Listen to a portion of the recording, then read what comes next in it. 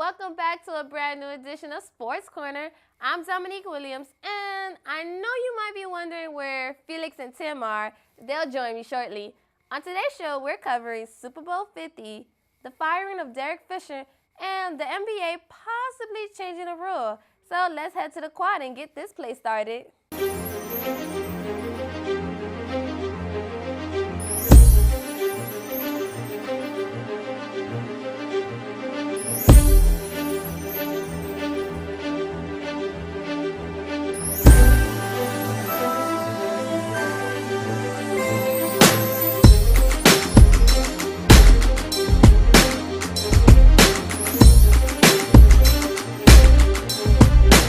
Then there were two.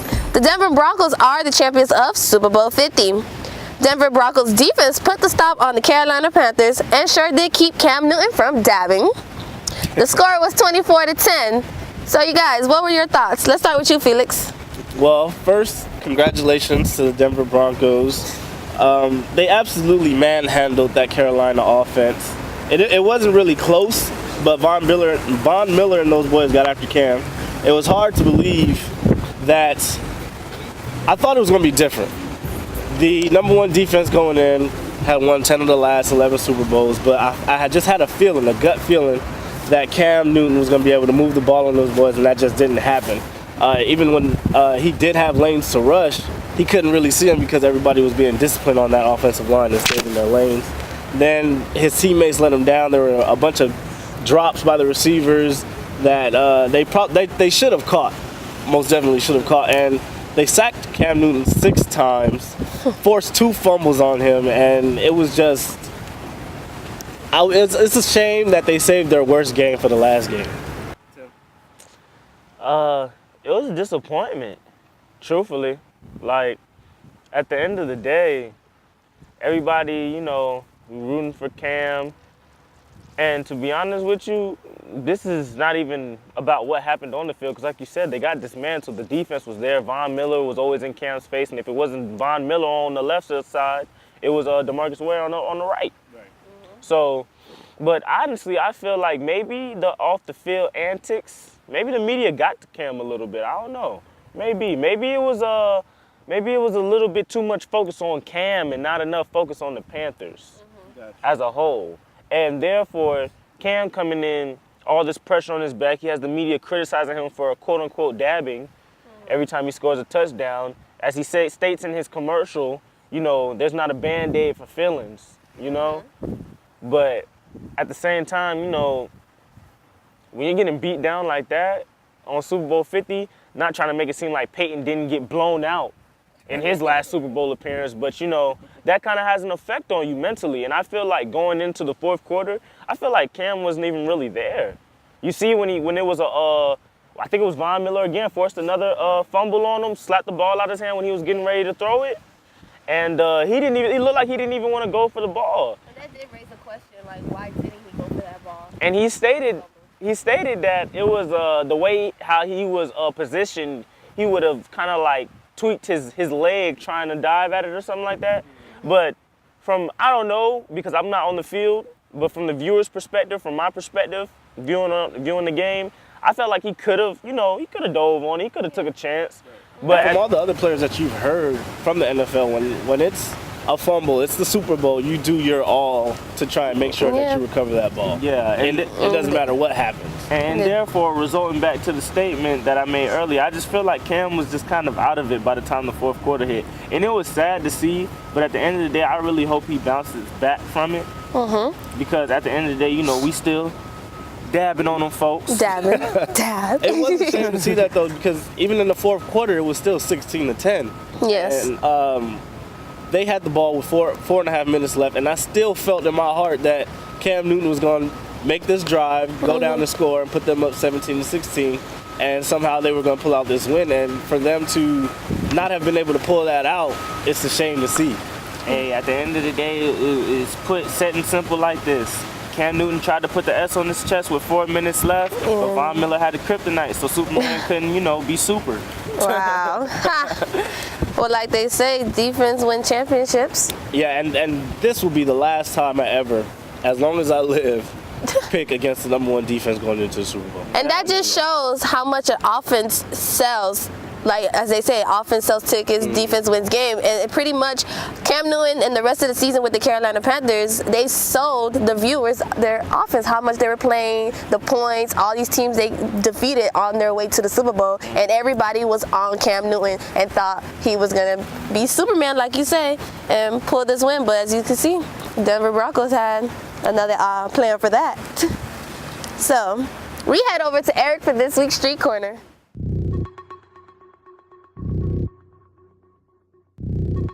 Welcome to a brand new edition of Street Corner. I'm your host, Eric White, and today we're going to be asking the students of Cookman how do they feel about the post-Super Bowl press conference of Panthers quarterback Cam Newton. I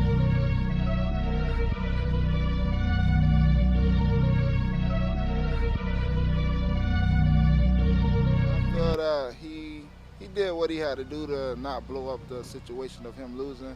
You know, once you lose a game like that and you've been all in the media of winning, the media beat you down to the ground and make you look even worse than what it is. So I feel like he did the best thing that he had to do for his offer, for him not to get as bad. That's it. Right? I feel that his Super Bowl post conference was very emotional.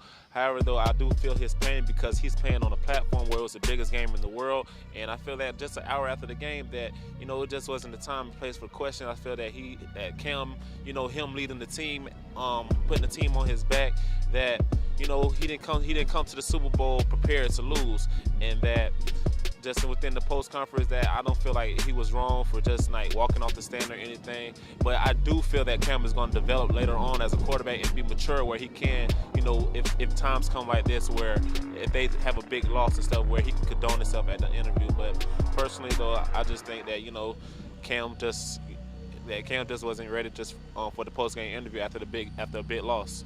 Well, this is my personal opinion about the situation. I feel like even before Cam Newton entered the NFL, when he played at Auburn in the national championship game, even when he was in JUCO, he went to the national championship game, and he always won. So I feel like in the Super Bowl when he lost, all the emotions of him like winning in the past and previous, he just wasn't ready for the loss. And the media kind of cracked down on him, Cam Newton the whole year, Cam Newton, Superman, dabbing and all that. Everybody had this big reputation on Cam and expected him to win the Super Bowl. So when he failed to succeed, all that just cracked on him and he felt like he couldn't handle the pressure. So as a player myself, I understand where Cam is coming from. But back to you guys.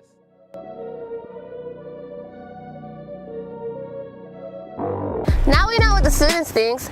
Tim, let's start with you. How do you feel on that? Personally, I would have to say he kind of did the right thing in my opinion.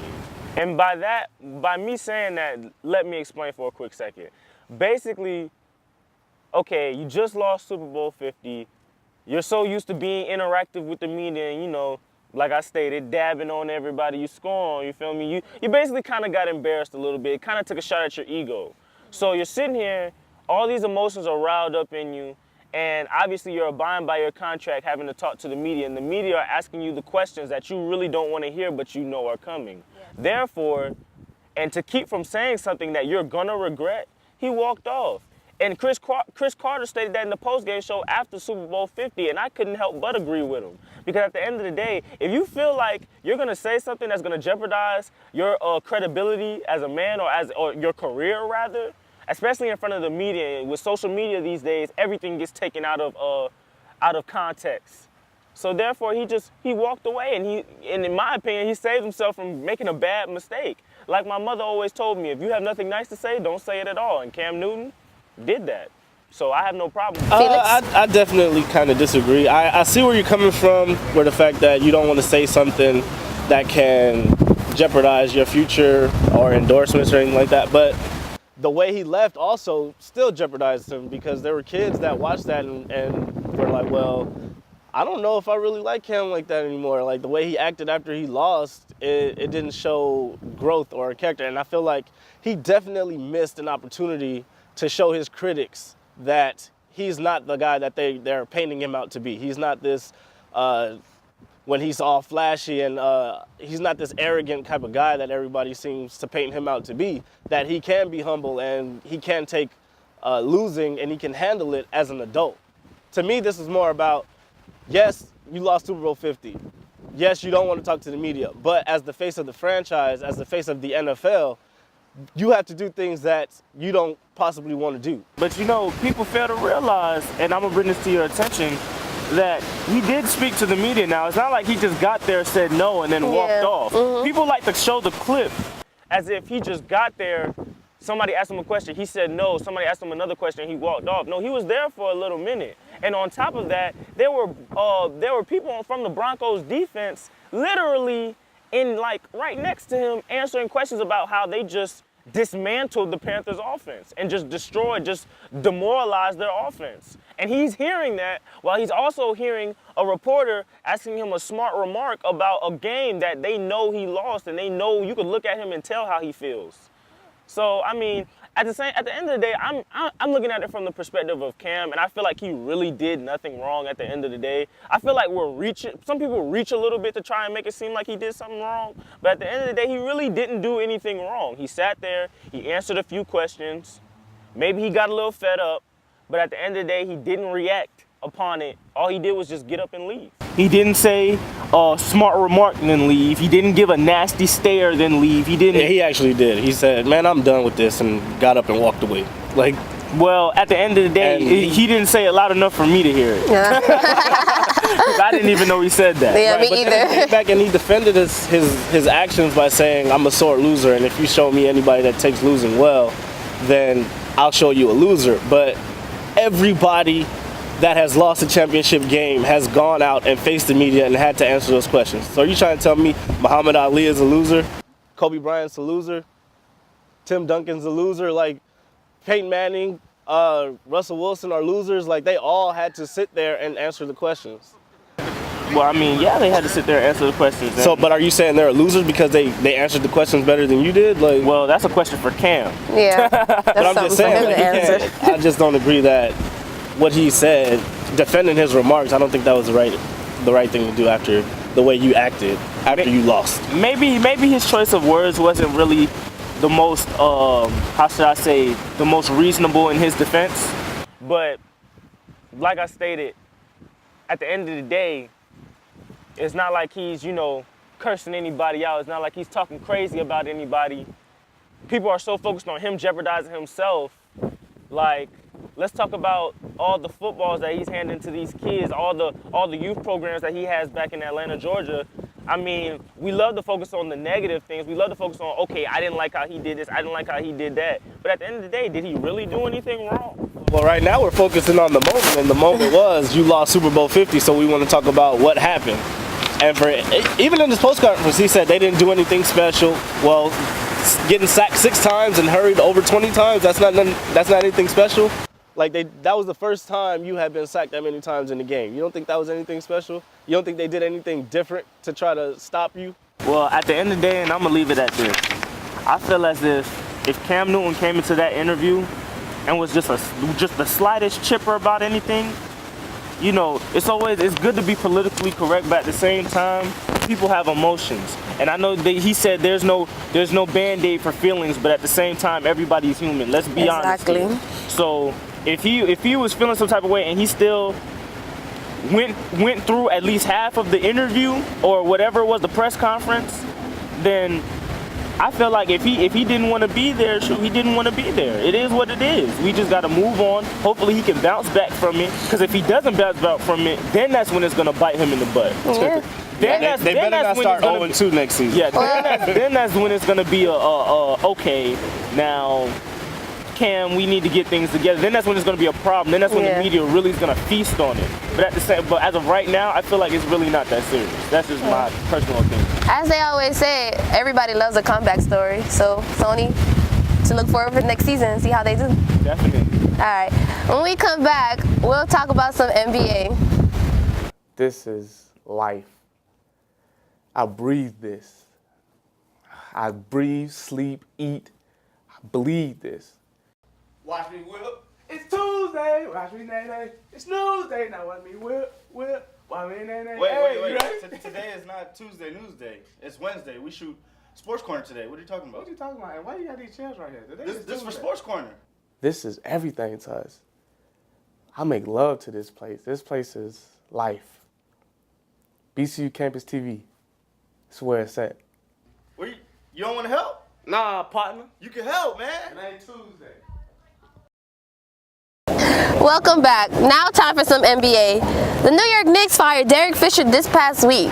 What are some of your thoughts? Tim, let's start with you. Yeah, let's start with you. Man, it shocked me, man. It really did. Like, it completely shocked me. I wasn't expecting Derrick Fisher to get, just basically put out. Like, they talked about doing it after the All-Star game. They talked about doing it after the season. Again, like, Derrick Fisher did improve the team. At the end of the day, the Knicks got better with Porzingis, with Carmelo Anthony, with basically the surrounding cast that they have of unknown players such. But Galloway is low-key emerging as a lethal player, as a weapon on the court.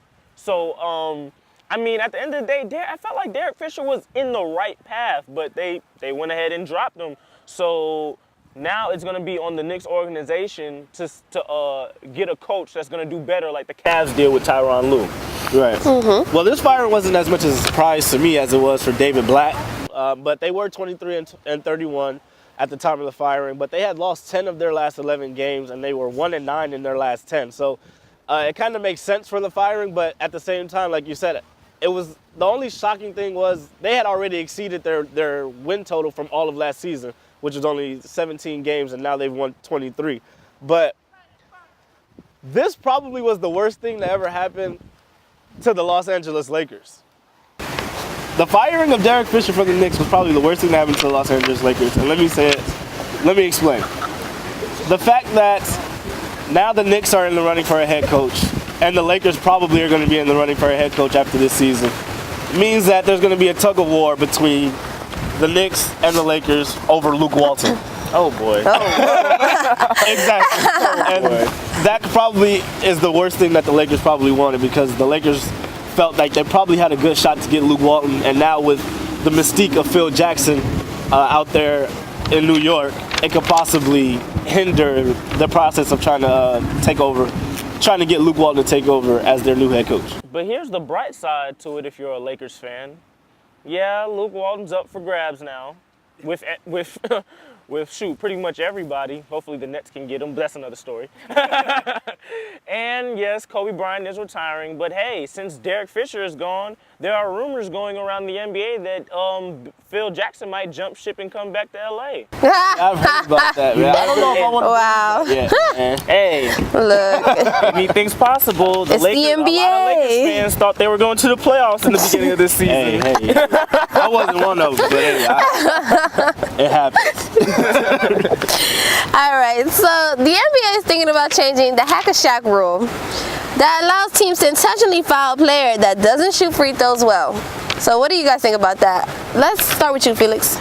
Well, I don't think that they should change the rule. If you change the rule, you're literally only helping 3 or 4 players in the league.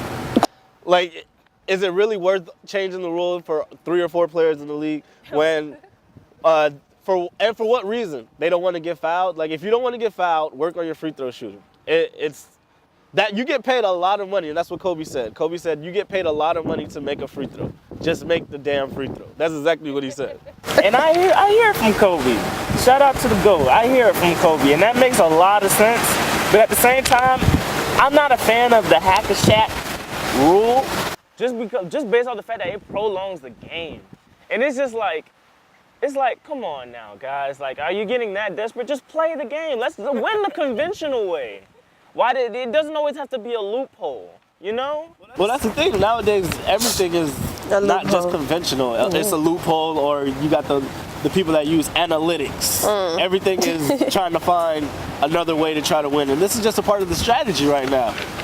Fouling guys and playing the percentages. Chances are they're going to miss 1 or 2 of the free throws, and you get a chance to come down and get 2 or 3. And at the same time, It also takes some of the fun away from the game, don't you think? it does, but at the same time, you're not changing the channel when they start doing this. Oh, shoot. Right. Another game on. But let me get NBA League Pass. Oh, wow. But it's been proven that you can improve on your free throw shooting. Tim Duncan, Chris Webber, Karl Malone, Blake even Griffin. Doc Rivers, Blake Griffin, Wilt Chamberlain, Gary Payton, and even Shaq were all able to improve their free throw percentage by at least 20 percentage points over their careers. So if you really put in the dedication and the hard work over the offseason, you can get better at making your free throws, you guys. But at the end of the day, all I have to say is this. If there's a guy like Shaq at the line who's going to take 7 seconds to shoot his free throws and they're hack-a-shacking, look, I'm switching the channel. I'm sorry. I'm just going to be one of those viewers that's very stingy with my time. So, you know, the entertainment level drops when you do that. That's all I have to say. You're funny, Tim. All right. Hey, Tim, do we have a top 5 for the week? Yes, we do. Let's go ahead and get right to it. All right. I don't walk off the set this time. Right? Or you get fined. We're going to fight.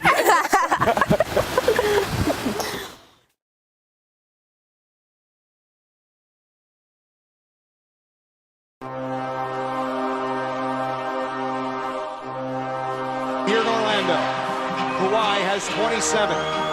Aaron Gordon guards him. Kawhi goes to work, rises for the win.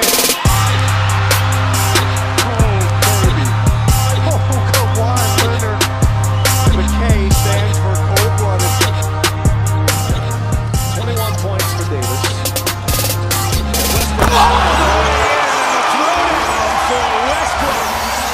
Just blows by the defender. Number 8, Stephen Curry is saving the loose ball here, getting it back, behind his back to Andre Iguodala and Iggy, Andrew Barbosa for the layup. Unbelievable ball movement by the Warriors there. I believe that's what they call Stephen. Stephen 35 points in 9. Buddy jumps out, 4, fires for the win. Yes! 1 point left. Buddy Hield nails a 3-ball.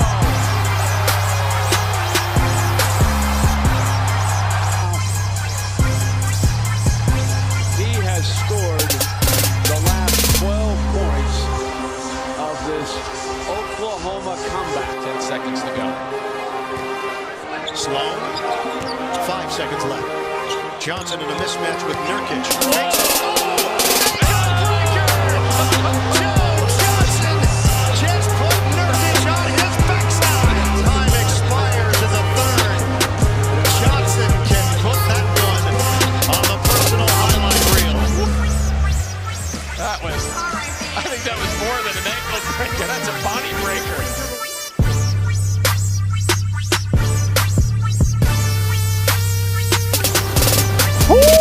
No. Hey, where's his ankles, man? Can you say ankle support? Oh my God. Oh, my God. Man, that was His crazy. ankles are gone. They're demoralized. They are. They disintegrated. Oh, man, that was terrible. If I could find more words to start with D to define his ankles, it would be dead. Rest in peace, right? That was crazy. Wow, that was really crazy. Dang, Tim, you really had a good top 5 this week. I appreciate it. Always coming through. Got to. Well, that's all we have for today's show. Be sure to follow us on Instagram and Twitter. From Felix Reyes Jr. and Timothy White Jr., I'm Dominique Williams. And remember, keep sports in your corner. Buddy Hield needs to go to the net. We need Buddy. I love Buddy. Buddy to the net. Somebody's excited.